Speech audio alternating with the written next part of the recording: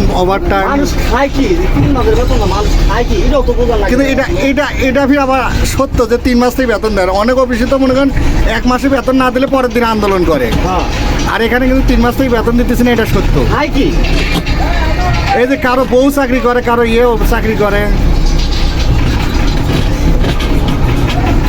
মানুষ খায় কি, মানুষ তো চলার না। ভাই রে ভাই, এটা কি মানা যায়?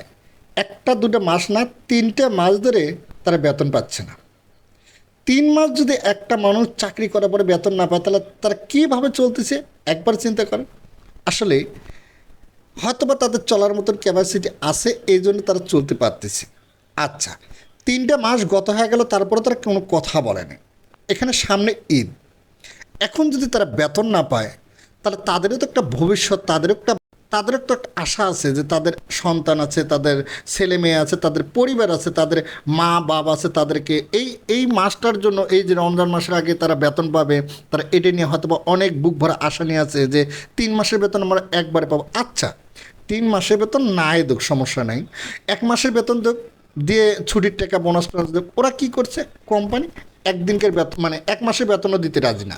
মানে সামনে আজকে হলো 21 তারিখ, 20 তারিখ, আজকে 20 তারিখ, অথচ ঈদের আর আছে মাত্র 1 সপ্তাহ, ধরেন 1 সপ্তাহ।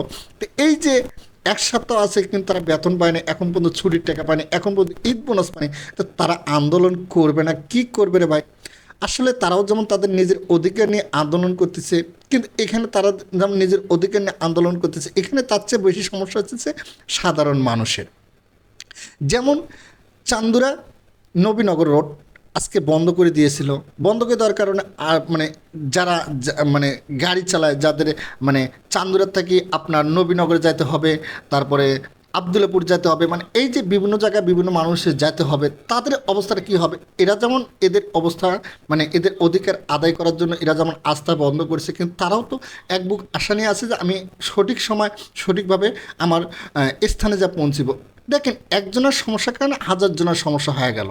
যাই হোক, কিন্তু কোম্পানি এটা সবচেয়ে বোকামি কাম করছে। সেটা হলো কি, যত কিছু বিনিময় হোক, কিন্তু তাদেরকে 3 মাসে বেতন না দিতে পারুক, কিন্তু 1.5 মাসে 2 মাসে বেতন দেব, দিয়ে তাদেরকে ছুটির টাকা দেব, তাহলে তারাও সন্তুষ্ট, কোম্পানিও কাজ চলুক, কোম্পানিটাও সুন্দরভাবে চলে।